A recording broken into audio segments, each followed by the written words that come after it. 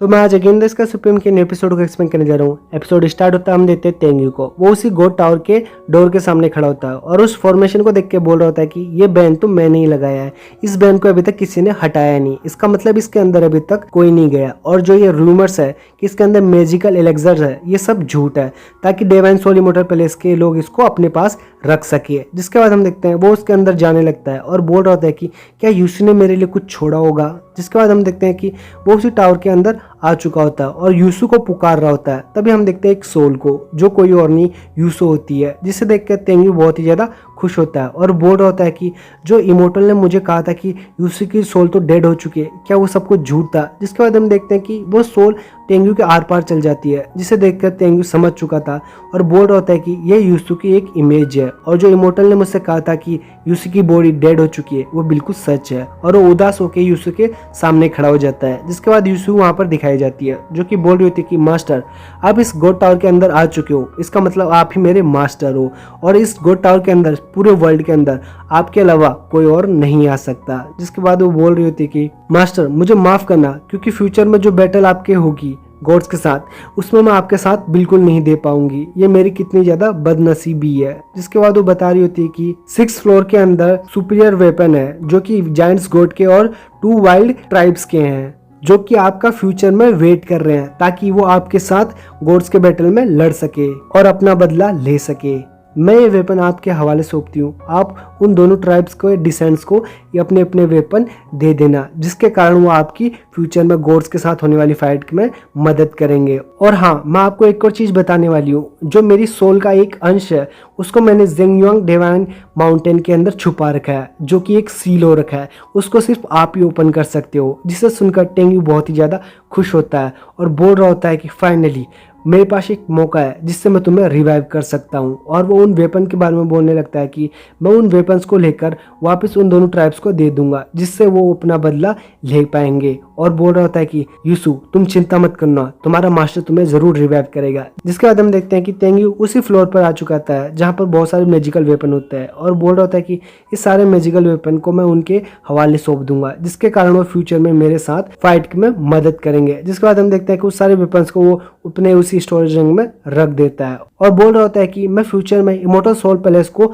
खत्म कर डालूंगा और यहाँ से डीमन सप्रेसिंग टावर और ट्री ऑफ लाइफ दोनों को यहाँ से लेके चला जाऊंगा। जिसके बाद वो बाहर आ जाता है और जो सील उसने हटाई होती है उसको दोबारा एक्टिवेट करके वहाँ से चला जाता है। तभी हम देखते हैं कि तेंगू बाहर आ जाता है, जहाँ मैंगो से पूछी होती है कि क्या तुम्हें कोई मैजिकल एलेक्सर मिला। जिसके बाद तेंगू से मना करता है और बोलता है कि फर्स्ट फ्लोर के अंदर तो कुछ नहीं था और सेकंड फ्लोर के अंदर एक फॉर्मेशन बनी थी, मेरी करंट स्ट्रेंथ के कारण मैं उसको कुछ भी नहीं कर पाया। तभी हम देखते हैं दूसरे डिसेबल को, जो कि बोल रहा होता है कि चलो ब्रदर, हमें यहाँ पर ज्यादा टाइम वेस्ट नहीं करना चाहिए और एंसेट वेल हेरिटेंस के पास जल्दी जाना चाहिए। जिसकी बात सुनकर तेंगू उसकी बात मान लेता है और वो वहाँ से सभी लोग चले जाते हैं। तभी हम देखते हैं मैंगी को, जो कि बोल रही होती है कि सीसी और रुयान के पास एक स्पिरिचुअल बीस्ट था, तो जरूर तोबा के पास भी एक बीस्ट जरूर होगा, जो कि एंसेट वेल हेरिटेंस को गार्ड कर रही है। तभी तेंगू से बोलता है कि तुम उसके बारे में चिंता मत करो, तोबा एक डिसेबल है और साथ ही रुयान उनका यंग मास्टर है, तो रुयान के पास ही सबसे पावरफुल बीस्ट होगा, जो कि मैंने और मंकी किंग ने इजीली हरा दिया था। तो तोबा के पास उससे कम ही स्ट्रॉन्ग बीस्ट होगा, जो कि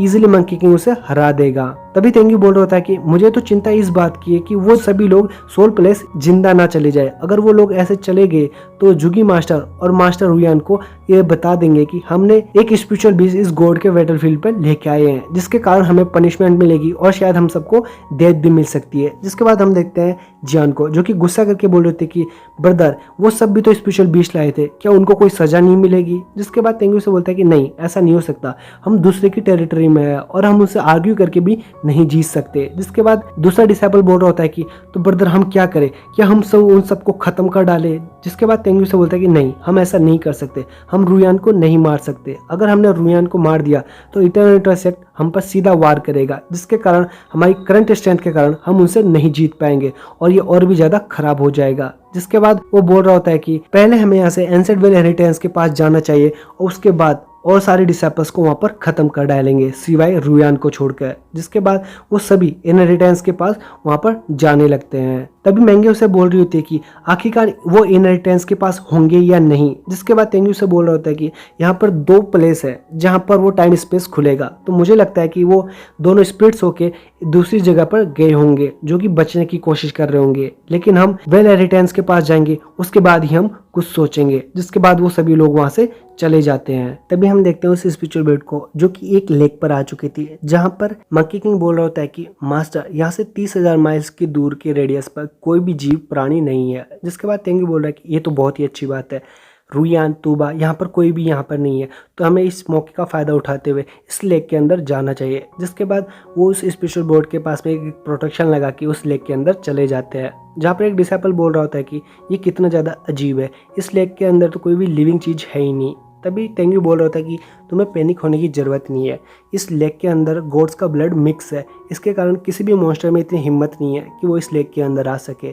जिसके बाद हम देखते हैं कि वो और नीचे जाने लगते हैं, जहाँ पर मंकी किंग बोल रहा था कि मास्टर यहाँ से 28,000 माइल्स ईस्ट की ओर उस एबिस का गेट है। जिसके बाद तेंगी बोलता है कि तुम वहीं ले चलो। जिसके बाद हम देखते हैं कि वो सब वहीं जाने लगते हैं, जहाँ पर वो कुछ ही देर पर वहाँ पर पहुंच चुके थे।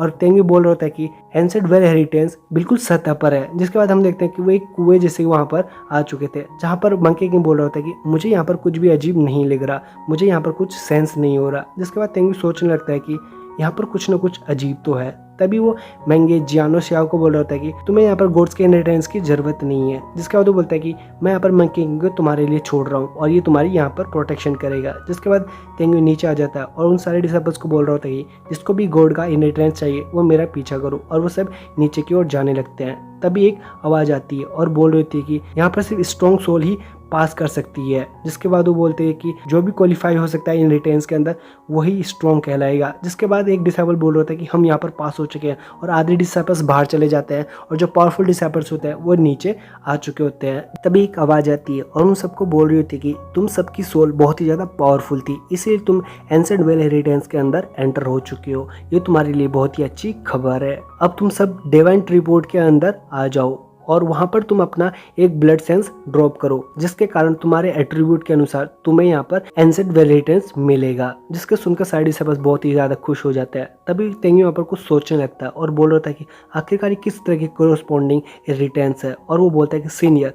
जिसके बाद वो सभी लोग उसी ट्राइपॉड के ऊपर चले जाते हैं, जहाँ पर एक ब्लड सेंस आता है और सबको वहाँ पर हिप्नो कर देता है और सभी लोग बेहोश हो जाते हैं। तभी हम देखते हैं उस ट्राइपॉड के अंदर से एक इविल मॉन्स्टर बाहर आता है और सबको बोल रहा था कि तुम सब मेरे चाल में फंस चुके हो, लेकिन तुम्हारी बॉडी और तुम्हारा ब्लड सच में बहुत ही ज़्यादा स्ट्रॉन्ग है, और बोल रहा होता है कि तुम सबका ब्लड मैं रिफाइन कर लूँगा, जिससे मैं अपने आप को और ज़्यादा पावरफुल बना लूँगा और मेरा फेस, नेक और सब दोबारा रीजनरेट हो जाएगा और मैं अपने आप को कम्प्लीटली रिबॉर्न कर सकता हूँ। ये मेरी चाल हमेशा से काम करती आई है, लोगों को इनहेरिटेंस का झांसा देते हुए मैं उनको अपने काम में यूज करता हूँ। तभी हम देखते हैं तेंगू को जो कि स्माइल कर रहा होता है, जिससे साफ पता चल जाता है कि वो उसकी चाल में नहीं फंसा होता है। जिसके बाद वो मॉन्स्टर बोल रहा होता है कि तुम सब अब मरने वाले हो, और वहाँ पर हंसने लगता है और उन सबको बोल रहा होता है कि तुम सब अपनी स्वॉर्ड निकालो और अपने आप को काट दो और इसके अंदर गिर जाओ। जिसके बाद सारे लोग वही करते हैं और अपनी स्वॉर्ड बाहर निकाल के अपने आप को मारने वाले होते हैं। तेंगी उन सबको अपने पावर से पीछे की ओर धकेल देता है, जहाँ पर हम देखते हैं उस मॉन्स्टर को